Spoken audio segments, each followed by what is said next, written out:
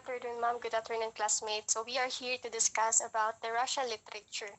So for introduction, uh, we all know that Russian literature is deep, dark, and depressing. So they say that Russian literature consists of entirely about suffering. So a character is suffering, the author is suffering, and sometimes the reader is suffering. But when all these three suffers, that produces a masterpiece. So it is defined that Russian literature is used to describe the literature of different areas at different periods. So there are stages, there are different period and eras that contributed or shaped the Russian literature. So let us consider a former literature teacher and a continuous literary enthusiast, which said that in classic Russian literature, the characters are usually passionate and tragic. So literature can be dark, but there is a great deal of compassion for human suffering within that darkness. So with all those darkness, that produces a great uh, literature. So as we go on, uh, we will discuss about the different stages that shape Russian literature.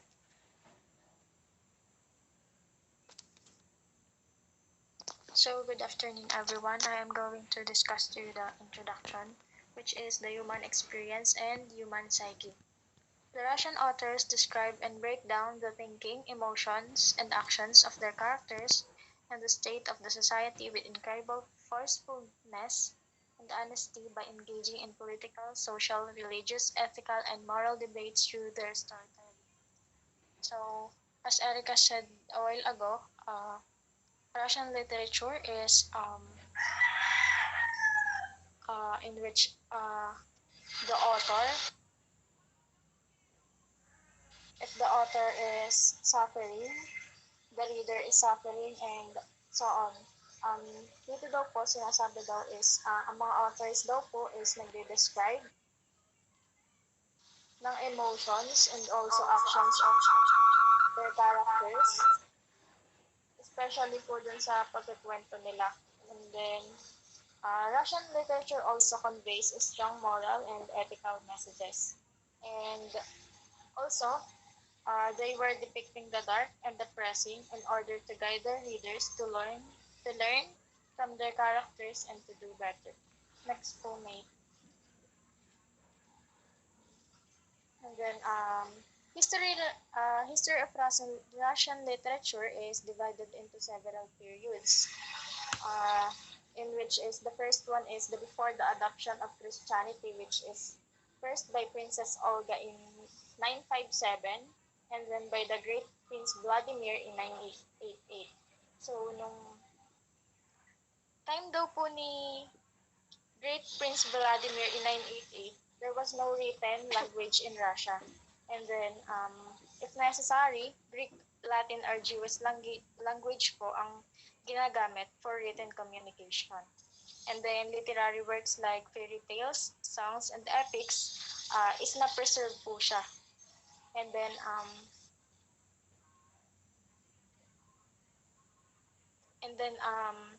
kung saan po is, ito po ay nag-pass na sa iba't ibang generation and also naging part na din po siya ng history natin. Next po.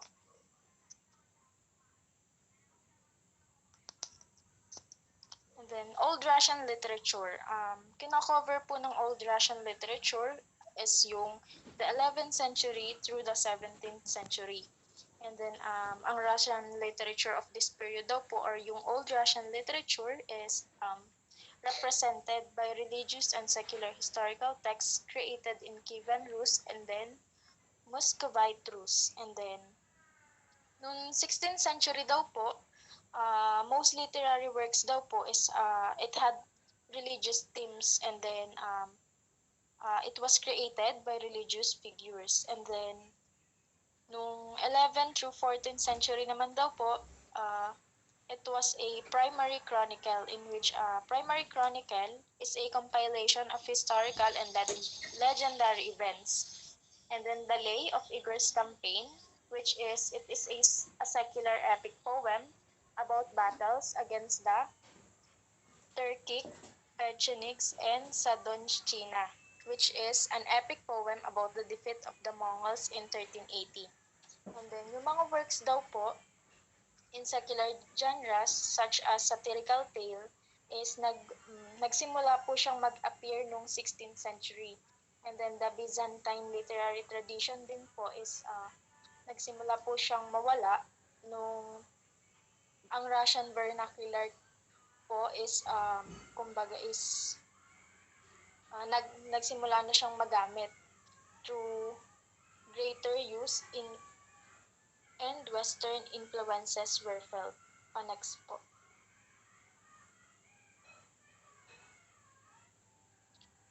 And then, noong 18th century naman daw po, tinawag po yung Russian literature na Russian Enlightenment.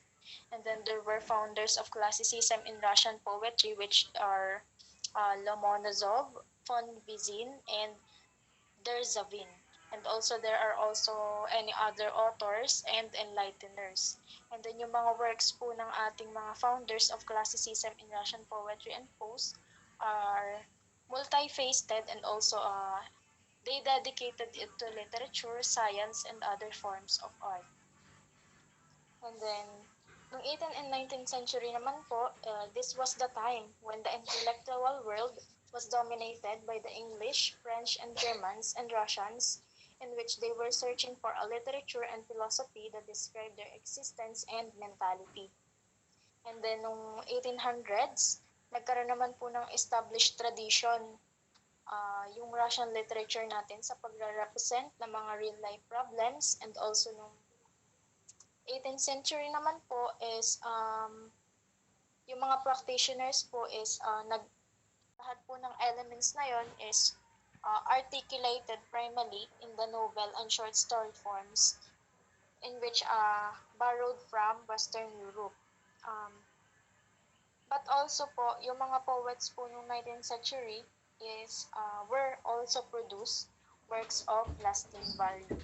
Next of the period, such as Gribauldov, Lermontov, and Gogol, as well as their heirs, Turgenev, Dostoevsky, Tolstoy, and Chekhov from the links of this golden literary chain. Their works have forever entered the classics of the world literature, and rightly so. So, si Pushkin po is isa po siyang kinonsidered po siya sa isa sa mga representative ng Romanticism. So, ang kanya pong full name is Alexander Pushkin. Kaso lang po, nung panahon po ng Russian literature, hindi po talaga siya parang kilala na romantic.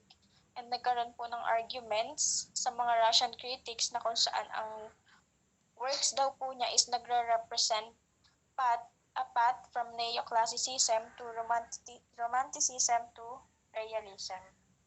Next po.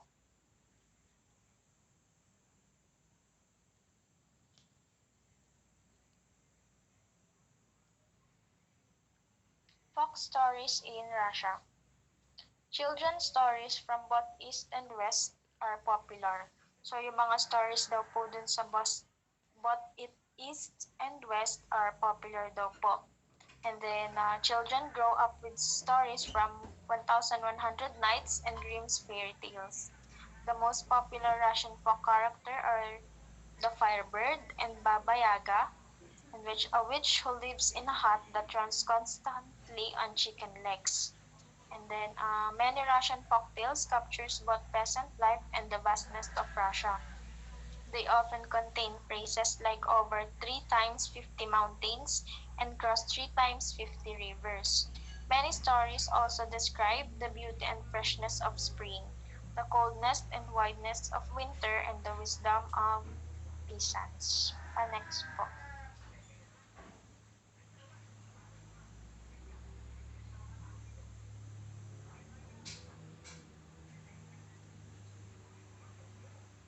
Yan.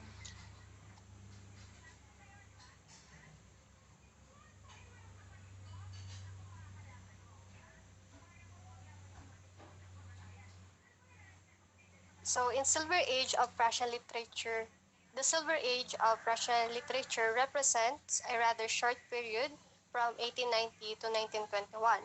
It is a time of tremendous turmoil, war, and revolution. In this turbulent time, however, Russian poetry flourished and bold experiments in all forms of art took place.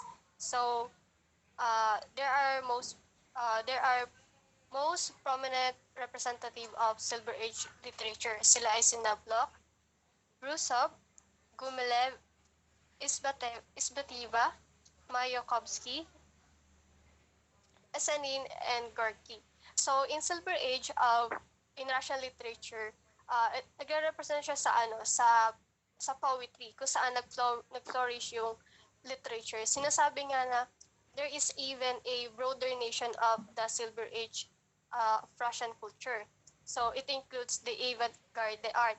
So avant-garde art refers to basically about the people and the ideas that are ahead of their time. So meron theater, cinema, photography, and sculpture, which were created in artistic groups that consisted of people from different spheres. So ito yung mga most prominent representative in the Silver Age of literature. So sinasabi dito na may broader notion ang Silver Age na ang kasali dito is yung avant-garde. So yung avant-garde ay nagre-represent yun or ginagamit siyang medium nung irang to. And during naman dito sa irang to, sa halip na theater uh, or other forms of literature, ang nag-flourish dito is yung poetry. So yung poetry, ginamitan nila ng iba't ibang forms kung paano ito maipipresent sa public. So, yun nga, ang sabi is, it implies a wide range of poets, genre, and literary style. So, yung poetry talaga yung nag-flourish dito, and then yung most prominent representative ng Silver Age, sila yung may malaking contribution sa mga literature in yung form ay poetry. So before yung Silver Age, merong mga nag-occur na mga beliefs such as realism and naturalism. So meron dito sa Silver Age, merong realism and naturalism sa kanilang literature. So during that time, people got tired or napagod sila sa paghahanap. So dahil nga napagod sila, they started to look for new ways in how they will express their feelings, their images, their poetic means, and metaphors. So, in reflecting to that, ang naging craft nila is yung pag-invent ng mga symbols and while reflecting on things that does not exist in the real world, but rather just exist in their minds and their dreams. So, ayun yung means na nahanap nilang way para ma-express nila yung kanilang feelings and poetic means. So doon nga sinasabi natin may mga nag-occur na beliefs such as realism and naturalism. Doon sa realism, doon yung they are realistic literature that depicts the ordinary people in everyday situations. So sa realism, it's a form of literature na ginagamit noong Silver Age that depicted or represents the event that could happen to anyone in real life. And then doon naman sa naturalism, it is a literature that portrayed how the environment, heredity, social conditions, and control of the human being. So, dito sa naturalism, of course, yung mga novels dito, ang mga themes ng kanilang composition or ng kanilang literature is about violence, poverty, corruption, prostitution, and etc. So dito sa Silver Age of Russian literature, of course, madami ding mga poets, yung that highlights the literary movement. So it is important to note that these poets had enriched an artistic path. So, in symbolism, meron din sina Alexander Bloch, meron ding acmeism, futurism, and Imaginism. So, dito sa Imaginism, people are influenced by the new freedom. That's why they are urged to make a revolution. So let's move on to the Russian literature under Peter and Catherine the Great. In the 15th and 16th century, Russia emerged as a true nation. In the 17th, it began having closer contact with the West. In the 18th century, the first real Russian literature began to appear. The first highly regarded writer to emerge was Mikhail Lomonosov, a fisherman by birth who became highly educated and founded Russia's first university in 1757, 55 rather. The 18th century, particularly the reign of Peter the Great and Catherine the Great, was a period of strong Western influence. So dito, yung kay Catherine and Peter the Great, nagmula siya or nagbigyan siya doon mula noong 15th and 16th century. So dahil nga yung literature under these two personalities ay may relation sa mga Western countries, yung literature is nadadamay. Kumbaga, yung literature ng mga tao during this stage or during this era ay influenced by Western cultural.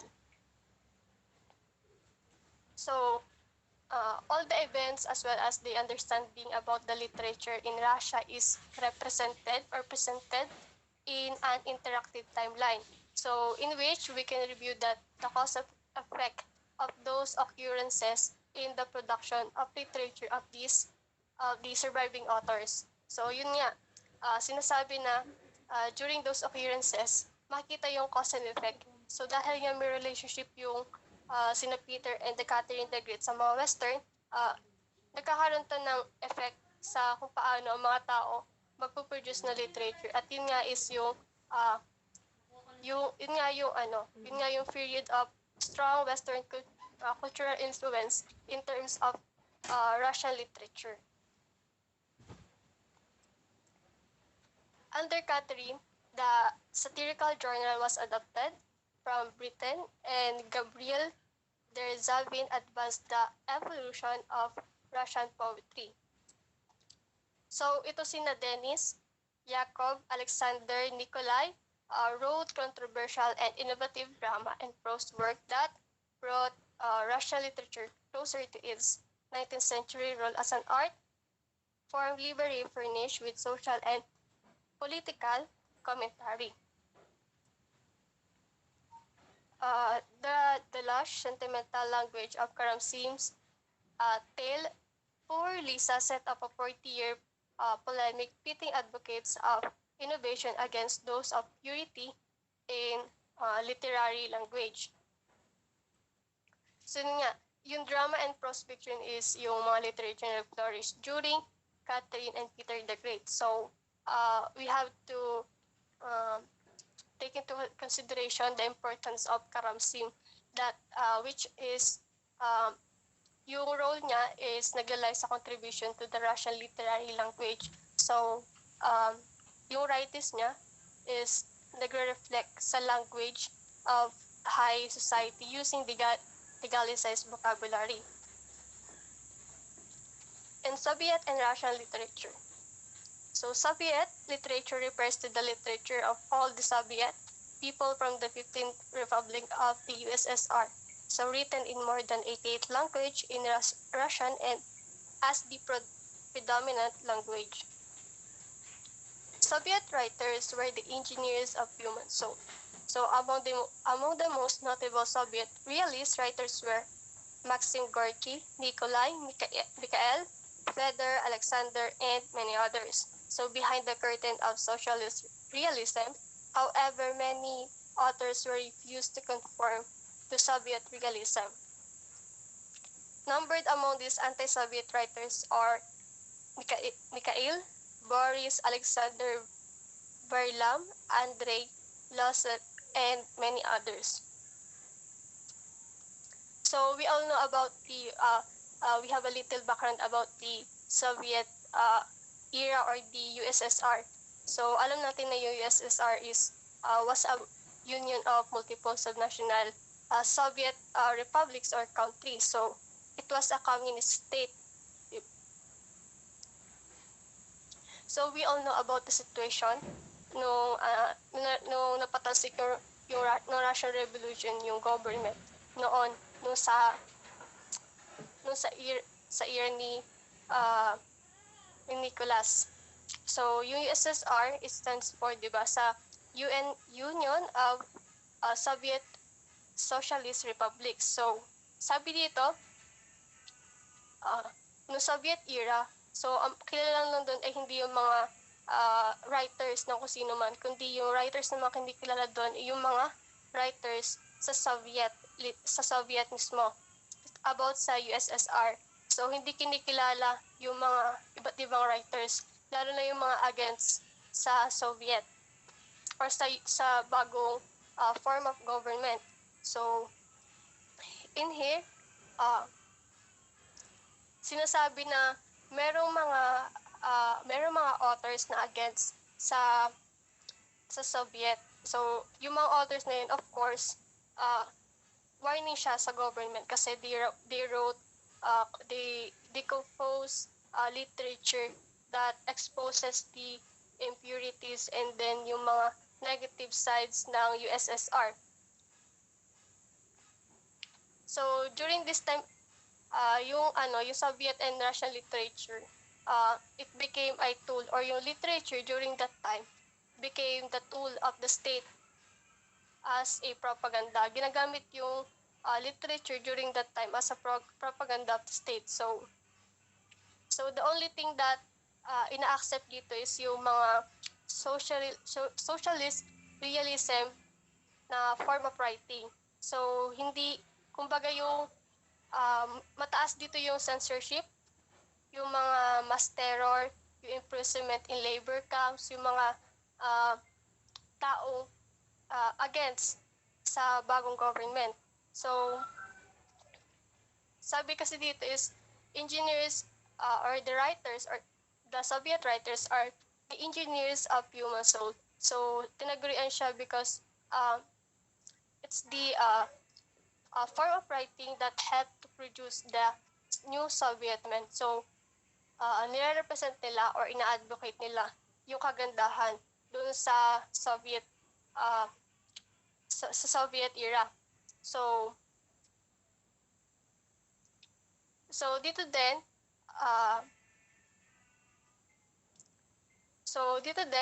the union became the state's instrument of control over literature. Nagkakaroon ng control yung ibang mga yung ibang mga writers, hindi sila makapag-express ng sarili or hindi sila makapag-produce ng kanilang literature, lalo na't ito ay napapatukol sa pag-disagree nila sa bagong communist state.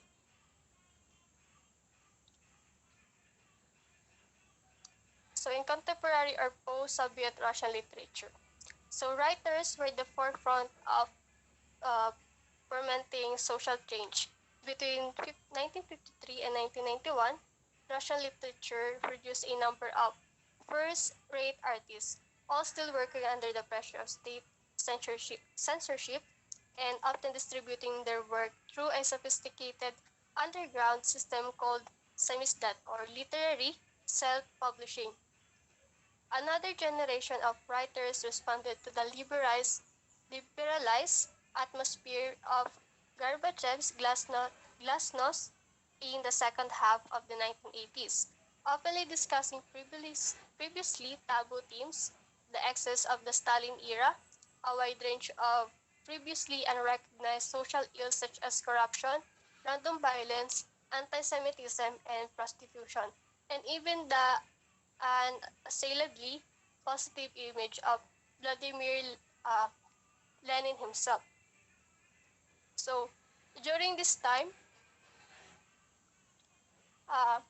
dito sa contemporary Russian literature, sinasabi dito na mataas pa din or malaki pa din yung impact ng pagkakaroon ng Soviet or communist state sa Russia. Kasi during that time, yung mga pinapayagan lang ng mga writers is yung mga writers ng socialist realism. So, yung mga taong uh, against sa Soviet Soviet state ay yung mga literature na ginagamit nila or kinukompose nila is about the social ills such as corruption, random violence, and anti-Semitism and prostitution during this era na pinapatakbo ni na Vladimir Lenin. So, writers and publishers in the communist era. In the communist era, writers and intellectuals were endorsed and supported by the government. To gain membership to special unions and organizations, they had to study at certain approved schools and create works which fit into the parameters set by the government. So dito naman in the communist era, so ang tanging lang pinapayagan ng mga tao mag-create ng literature is yung kapag napag-aralan mo yung mga standard or parameters that was set by the government. So kung hindi ka papayagan na mag-publish ng kahit anong literature. So without government endorsement, they were nobodies. Yun nga sinasabi ko na kapag hindi ka parte ng government or hindi ka hinire ng government para makapag-produce ng literature, hindi ka kikilalanin ng mga tao as a writer. According to communist theory, the duty of the Communist Party was to maintain that there was the correct number of artists and writers for society's need and follow the party line. So writers were required to submit their work to censors before it was allowed to presented to the public. So makikita pa rin natin yung strict censorship sa mga writers and sa mga literatures na ipe-present sa public. So bago daw i-submit yung kanilang work or i-present sa public, dadaan muna daw to sa censors or i-analyze kung meron ba dito mga statements na nagpapakita ng impurities or flaws during that era. Kasi yung sinasabi na yung literature during that time was used as a tool for propaganda. Russian literature and interactive timeline. The history of Russian literature is stages, tendencies, genres, and writers in an interactive timeline. So those occurrences and those stages became a tool tool that improves or shaped the Russian literature. So the dates written are not the dates of birth, but the dates pointing to the time framework within which a certain writer was or is working. In the course of Russia's thousand-year history, Russian literature was found to occupy a unique place in the culture, politics, and linguistic evolution of the Russian people. In the modern era, literature has been the arena for heated discussion of virtually all aspects of Russian life, including the place that literature itself should occupy in that life. In the process, it has produced a rich and varied fund of artistic achievement. So yun nga, those events, those occurrences have contributed to the growth or shaped the Russian literature. So, from old Russian literature, from classicism, romanticism, realism, and many beliefs that have occurred during different stages that resulted to or that make an understanding about the literature in Russia. So Russian literature by those occurrences and stages is represented in an interactive timeline. So again, Russian literature is a deep, dark, and depressing. So we can say that the Russian literature consists entirely of suffering and but when all the three suffer, that produces a masterpiece, or that it produces a great literature. So that would be all. Thank you.